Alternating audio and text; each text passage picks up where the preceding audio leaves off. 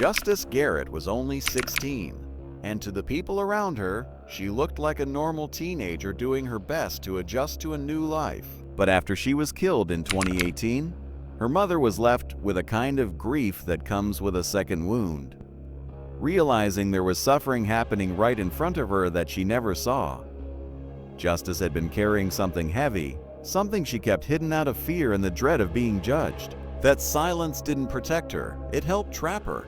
And by the time anyone understood what was really going on, it was already too late. Justice Mary Garrett was born on March 19, 2002. She was the older of two daughters born to Danielle and Sebastian Garrett. Her little sister, Jeanette, was 10 years younger. Most of Justice's childhood and teen years played out in New Smyrna Beach, a small coastal town in Volusia County, Florida. It was the place where her friendships were rooted, where her routines made sense, and where she felt like she belonged. Then in 2016, everything shifted. Danielle and Sebastian divorced, and both girls stayed with their mother.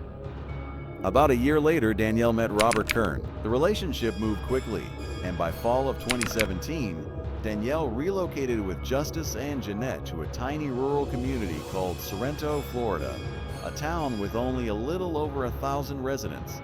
They moved into Robert's home. For Justice, the move hit hard. She missed her close group of friends back in New Smyrna Beach, and transferring to a new high school midway through the year only added pressure. On top of that, she didn't feel at ease in the new house, and she wasn't comfortable around her mother's boyfriend. But Justice tried not to create tension. She stayed polite, she stayed easygoing, and she kept showing people the same warm, funny personality they knew her for. At school, she did what she always did. She adapted. She made new friends quickly, and one friendship in particular became her anchor. A classmate named Rel. Justice and Rel got close fast, the kind of bond that doesn't take months to form. Soon they were spending nearly all their free time together. Justice slept over at Rel's often. Online, they called each other sisters. To anyone watching from the outside, it looked like Justice had found her footing in a new town. But the truth was, she was also finding ways not to be at home. Friday, April 13, 2018 began like a normal school morning until it didn't. Justice overslept and missed the school bus. She rushed to get ready and left without eating breakfast. Her younger sister, Jeanette, wasn't feeling well and stayed home. Danielle planned to take Jeanette to the hospital.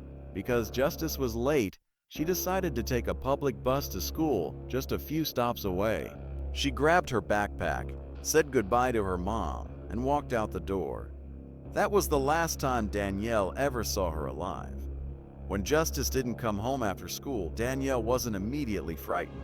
Justice often went to Rel's after class, and sometimes she stayed overnight. By that evening, Danielle assumed it was the usual routine. Even Justice's phone being turned off didn't trigger panic right away. But the next morning, Saturday, everything changed. Danielle got a call from Michelle, who sounded anxious. She asked if everything was okay with Justice. Danielle felt a cold drop in her stomach and asked the question she didn't want answered. Hadn't Justice stayed at Rel's? Michelle told her no. She hadn't seen Justice since Thursday. Justice hadn't been at school on Friday, and her phone had been off for almost 2 days. That's the moment Danielle's fears snapped into full panic. She tried calling and messaging again and again. Nothing. So she went to the local police station and filed a missing person report. Authorities started searching right away. Because Justice had lived in Sorrento for only 6 months, investigators initially considered what often happens with teens. Maybe she went back to New Smyrna Beach to visit friends. Maybe she left impulsively, upset, or overwhelmed. In many cases, teenagers do return. But Danielle insisted her daughter would never vanish without telling her. Detectives began where they had to begin, building Justice's world from the outside in. Friends, classmates, contacts, any hint of a boyfriend, any conflict, any argument, anything that could explain why she left and why she hadn't come back. But the facts didn't fit the idea of a runaway. Justice left like she was going to school, and then she disappeared. She had no money with her. Her personal belongings were still at home. Her phone went offline shortly after she left, and there were no social media posts after late Thursday night. No calls answered, no messages returned. None of her friends knew where she was. No one had heard from her at all, and everything police learned about Justice made it harder to believe she'd voluntarily cut contact. She didn't drink. She didn't use drugs. She wasn't experimenting with anything. She wasn't dating anyone and had never been in a serious relationship. She stayed away from trouble and had no history with law enforcement. Teachers spoke well of her. Classmates described her as gentle, kind, and caring. Police checked local incidents and traffic accidents, considering the possibility she'd been hurt and couldn't reach anyone. But nothing matched her description. Phone data gave detectives a timeline of movement on the morning she vanished. Around 7:30 a.m., she left home and walked toward school. About 15 minutes later, her movement pattern changed. She paused, then abruptly turned in a different direction. Not long after that, her phone shut off completely. In a small town like Sorrento, a disappearance doesn't stay private. It becomes a conversation, and that conversation doesn't always help. Rumors spread quickly, sometimes as entertainment, sometimes as a way for people to feel involved. Some students and community members genuinely wanted to help, but others treated it like a story they could attach themselves to. Tips poured in. People claimed they saw Justice around town. Some said she got into a black car with dark windows. Others said she was with a group of rebellious teens. A few even suggested she'd been pulled into a cult. And every tip, no matter how unrealistic, still had to be checked. One girl a grade above Justice drew attention for a different reason. She created an entire blog about the disappearance and started pushing a story that Justice had run away with a secret boyfriend and was pregnant. It was all made up, attention-chasing fiction dressed up as information. She faced school discipline and was suspended for a short period, and her social media accounts were taken down for spreading false information. Then, on April 17th, the case took a dark turn. A man called police after discovering something disturbing in a wooded area on the outskirts of a town called Dand. He was an avid runner who often jogged a secluded trail that passed through a park and into forested land. That morning, deeper into the woods, he noticed a strong smell of decay. At first, he assumed it was an animal, but he went looking. About 15 feet off the trail, in thick brush, he found a human body in advanced decomposition. The remains were so badly deteriorated they weren't recognizable. From long hair and pieces of clothing, it appeared to be a young woman. He called police immediately and stayed back on the trail so he wouldn't disturb evidence. When officers arrived, the scene quickly read like violence. The victim was very young. Her clothing was torn. Her undergarments were missing, suggesting a brutal and intimate attack. There were bite marks on her legs, likely from animals. But the most shocking damage came from a corrosive chemical. The substance had burned her face down to the bone. It had also been poured over her chest, lower abdomen, and intimate areas. The intent was clear. This wasn't only about killing. It was about mutilation and destroying evidence, especially DNA. And in large part, that effort worked. Detectives believed the body might be Justice Garrett, but the chemical damage and decomposition were so severe that DNA testing was needed to confirm identity. Soon, Danielle and the Garrett family got the confirmation they feared most. Justice had been found dead. Her remains were located roughly a 30-minute drive from where she had been living. The evidence suggested she was beaten before she died. Her nose was broken. Her cheekbone was broken. Several ribs were broken. Because of the decomposition, an exact cause of death couldn't be firmly established, but investigators suspected mechanical asphyxiation. The runner who found Justice also gave detectives an important detail. He said that 2 days before discovering the body, he'd seen a suspicious man coming out of the woods near the area where Justice's remains would later be located. He only saw him briefly from behind, at a distance, but he remembered enough to give a general description. A white male, short, stocky, wearing jeans and a black hoodie. When the man realized someone else was there, he quickly disappeared into the trees. At the time, the runner had found it strange, but there was no smell that day, so he didn't connect it to anything. After the body was found, the memory snapped into place. Detectives considered the possibility the stranger was the killer returning to the scene to remove evidence. Experts later identified the corrosive chemical used on the body as chlorine bleach. Combined with Florida humidity, It accelerated decomposition, making identification and evidence collection even harder. The runner himself was cleared after passing a polygraph and providing a solid alibi for the day Justice vanished. Meanwhile, investigators tried to pin down Justice's last known movements. Danielle believed Justice planned to take a public bus that morning, but street camera footage showed she never made it to the bus stop. That raised the question nobody wanted to ask yet. If she didn't reach the bus, where did she go? Then a neighbor reported seeing Justice get into a car belonging to her stepfather, Robert Kern. That single detail yanked the investigation in a new direction. Detectives needed to understand why that information wasn't shared immediately. Danielle admitted Robert's driver's license had recently been temporarily suspended, and because Justice was late, Robert agreed to drive her. Danielle said she kept that from police at first because she didn't want Robert getting in trouble. At that moment, she still believed Justice might be alive and coming home. Police pulled surveillance footage near the school to verify Robert's story, but the footage didn't show Robert dropping Justice off at school or anywhere near it. His vehicle wasn't captured on cameras along the route, which meant if Robert drove her that morning, they went somewhere else. Now it looked like Robert Kern might be the last person to see Justice alive. Under renewed questioning, Robert admitted he drove her even with a suspended license. His explanation was that Justice begged him not to take her to school, but to a nearby town called Land. He claimed she said she was meeting a secret boyfriend. Robert said he didn't know who the person was, and at first he refused to drive her. But eventually he agreed, saying he hoped it would improve their strained relationship. Robert also claimed Justice made him promise not to tell Danielle. She told him she would return later on her own. And because it was Friday, she said she planned to spend the night at a friend's house. That story introduced the idea of a secret boyfriend. If true, that person could have been involved, or at minimum could have been the last person to see her alive. But Justice's phone was never recovered, so investigators had to rebuild her digital world from other devices.